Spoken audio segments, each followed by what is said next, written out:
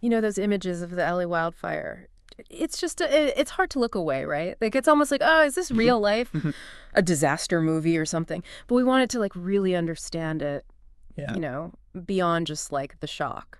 Yeah, it's definitely not a simple thing. I Right. mean, we all think wildfire is natural disaster, but there's almost always a human element too, right? And that's exactly what we're going to be looking at today. We've got this like really detailed report. It's from a bunch of different sources: Associated Press, The Times, Politico, even some local California papers, and they all kind of tell the story of how this thing went from just like a spark to this inferno. A perfect storm, basically. Yeah. You got the Santa Ana winds, of course. I mean, Yeah. that's major. These gusts, like 70 miles an hour, that's almost hurricane force, blowing through all this like bone dry vegetation. You know, the drought in California. Right. That's why it's also dry. So you've got wind and dry fuel, so that's already like not good. But then there's this like kind of unsettling thing in the report. It seems like some experts think down power lines from the wind might have actually started the whole thing. Oh yeah,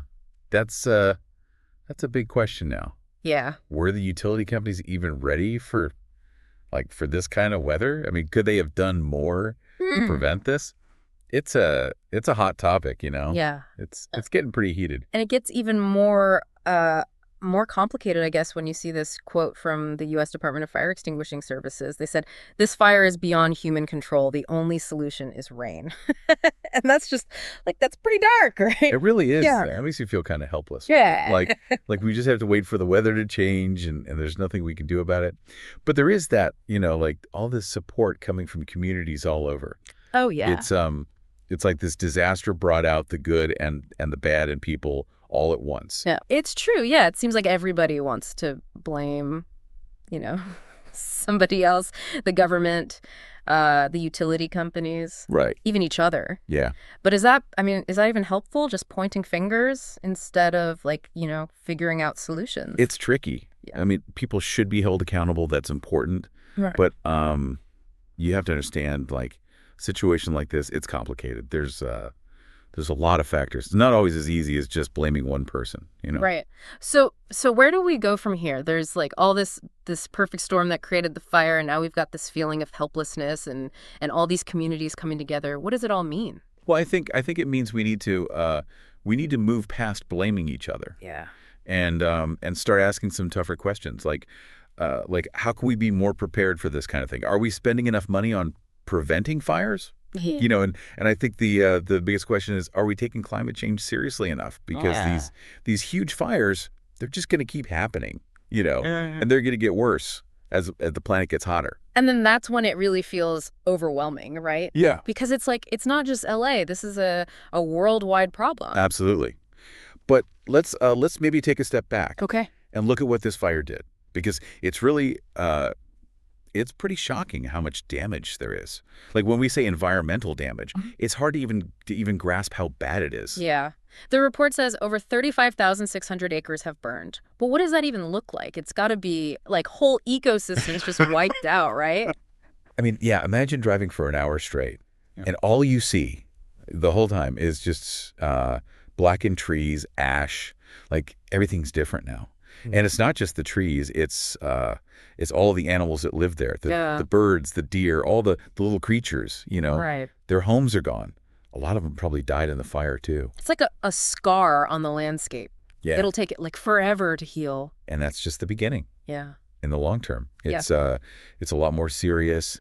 No trees means mudslides, flooding when it finally does rain. Oh, right. And the air quality, I mean, all of Southern California is covered in smoke. That's not just annoying. It's dangerous. That's a good point. We focus on the fire itself, but the smoke and ash, they stick around for weeks, months even. That can really hurt people's lungs, especially kids and older folks. Exactly. And the report, it really emphasizes that we're just starting to understand how bad the damage is to the environment and to people. It's just heartbreaking when you think about the people who died, lost their homes, had to run away. It's hard to imagine, going through something like that. The report says at least 16 people died. Oh, God. But you're still searching, so that number is probably going to go up. And over 12,000 homes destroyed. It's easy to forget, but each one of those is, that's a family, who've lost everything. It's easy to get caught up in the numbers and forget about the people. Yeah. Right. And it's not just like what they lost. It's the emotional part. Having to leave your home, not knowing what's going to happen. Yeah. That's a lot to carry. And this wasn't just like, people in the country or places where they're used to fires. They're even seeing houses burn down in rich neighborhoods like Malibu, Pacific Palisades. This fire hit everybody in Southern California. Yeah, and that's why it's so important to think about all the ways this is going to affect things. It's not just the immediate stuff. This is going to change the economy, how people live for a long time. Okay, so we talked about like the people affected, the environmental damage, but then there's the economic side, right? And that's huge. The report mentions estimates from $135 to $150 billion. And even that might not be the whole picture. Wow. You have to think about not just fighting the fire and rebuilding, but businesses, tourism, real estate, they're all going to be hurting.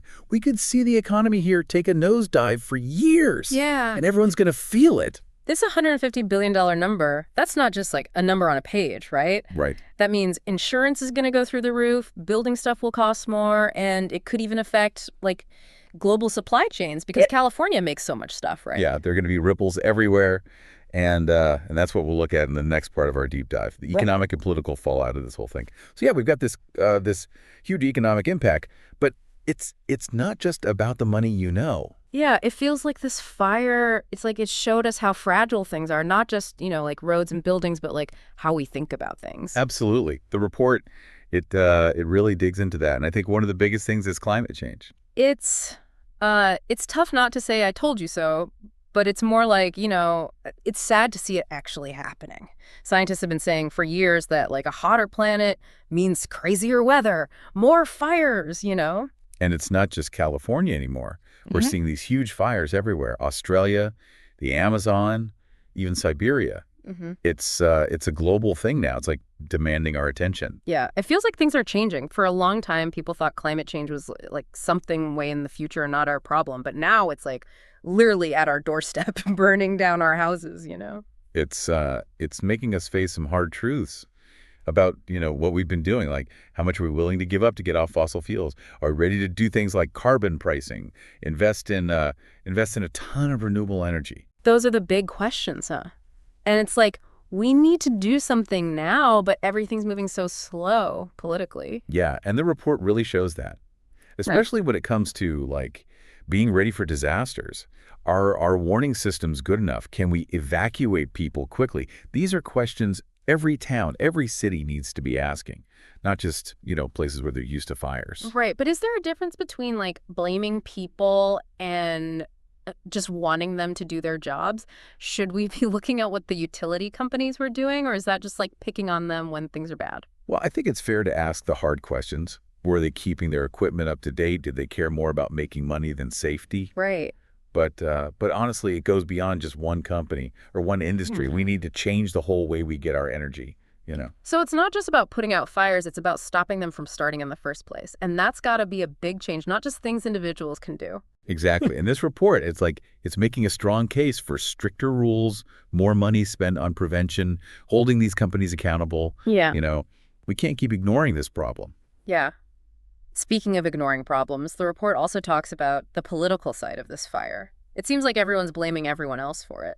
It's understandable. People are angry. They want to find someone to blame. But it's scary how fast this turned into a political thing. Yeah, it's like this after every big disaster, right? It's like people trying to score points instead of working together. It's almost expected now, and it's frustrating because we're not talking about how to actually prevent this from happening again. We're just fighting. So how do we stop that? Because it feels like we're at a really important moment here. This fire showed us just how vulnerable we are to the environment and politically. Yeah, it did. I think the first step is to admit that this is a complicated problem. There's no easy answer. It's going to take everyone working together, the government, companies, and regular people. And that takes honesty, right? And taking responsibility. Yeah. That's kind of hard to find these days. It is.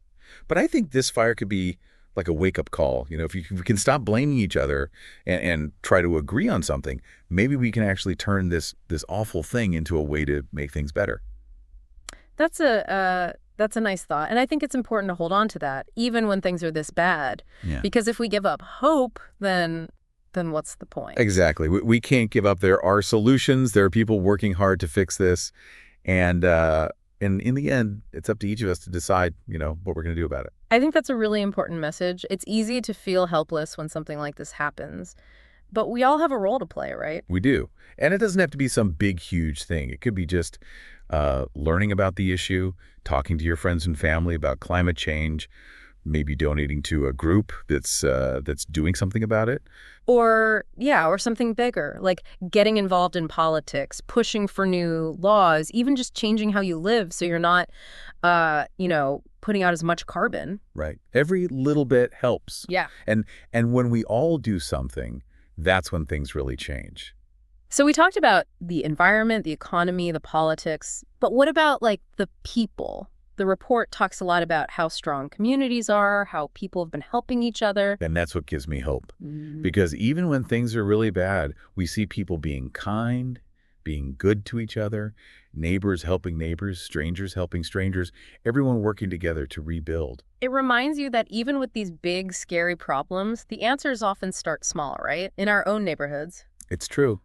And that feeling of community, that never giving up, that's what's going to get us through this. That's what makes me believe we can build a better future, even with all these problems. This has been a pretty heavy conversation, but it's an important one. Yeah. And I really appreciate you sharing your knowledge. It's been my pleasure. And I hope this deep dive helped our listeners understand this wildfire a little better and all the challenges we're facing. Oh, for sure it did for me too. And it's important to remember, this isn't just a California story. This is about how connected we all are, how our choices affect everyone, and how we need to work together. Yeah, that's a great way to put it. And as we move forward, I think it's really important to remember that we're all in this together. Definitely. Because, what we do today affects the world we leave for our kids and grandkids, right? Exactly. And that's a big responsibility. We owe it to ourselves, to them, and to the planet to do better, to build a fairer and more sustainable future. So as we wrap up this part of our deep dive, we want to leave our listeners with a question. What does this LA wildfire teach us about, like, being prepared, how we treat the environment, and the choices we make in a world that's changing so fast? Yeah, it really makes you think, like what we do today, it matters. It affects everyone, not just us. It does. It really does. And it's easy to feel kind of small, like what can I do about this huge problem? Especially with something as big as climate change. Yeah, because it's not just about like changing your light bulbs or recycling. This is about like changing how we see the planet, right? It is. It really is. We need to change how we think. Like question everything we think about progress, about buying stuff, all of that. And it means like being honest with ourselves about how we live, right? Like how much are we really willing to change to help the planet? Are we ready to give up some of the stuff we like, for the greater good? Those are tough questions, and there's no easy answers.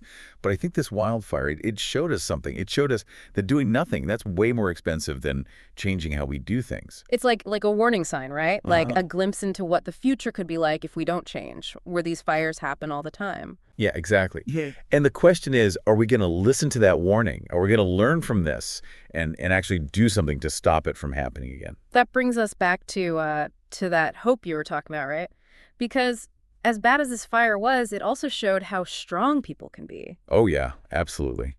It's amazing to see all the good that came out of this. People being kind, helping each other, whole communities coming together. And all the firefighters, all the first responders just working so hard to help. And it's not just the big heroic stuff, right? It's the little things, the everyday kindness. Exactly, like the neighbor who takes in people who lost their homes, the people volunteering, sorting through donations, the firefighters risking their lives. And the people who are like using this as a chance to demand change, to tell their leaders, hey, you got to do better, to fight for a future where this doesn't happen. Yeah, and that's what gives me hope. It shows that people still care, that they're still fighting, even when things are this bad. So what can we do? Like real practical steps. What can we do as individuals and as a whole society to move on from this? Well, the report actually, it has some advice. The biggest thing is be prepared yourself, know your evacuation routes, have a plan, know what the risks are in your If area. you're ready, don't just wait for someone else to save you. Exactly. And then there's the bigger picture stuff. Supporting groups that are working to prevent fires, that are fighting climate change, making sure the people we elect are making the right decisions, even when it's hard. Because in the end, it's not just about surviving fires, right? It's about stopping them from happening. Yeah, it's about building a world where our kids, our grandkids, they don't have to live in fear of this happening. A world where we live with nature, not against it. Exactly. And a world where we're thinking about the long term, about what's good for the planet, not just about making money right now. So as we wrap up this deep dive, I feel like there's a lot to do. Like, we need to act now, but I also feel hopeful, seeing how strong people can be. It's a good mix of feelings, Mm-hmm. and I think that's what can keep us going. We talked about a lot today. The fire, the damage, climate change, what we need to do as a society. Yeah, a lot to think about. And I hope it made people think, got them talking about this stuff. Me too. If there's one thing we want you to take away from this, it's this. Don't let this be for nothing. Let this fire be a reason to change, to remember that we can make things better. We can. And it starts with each of us, Mm-hmm. deciding to be part of the solution. Thanks for joining us on this deep dive into the LA wildfire. Keep learning about this stuff, stay informed, and get involved, right? Yeah, absolutely. Because together we can make a difference. Until next time, stay curious and keep asking questions.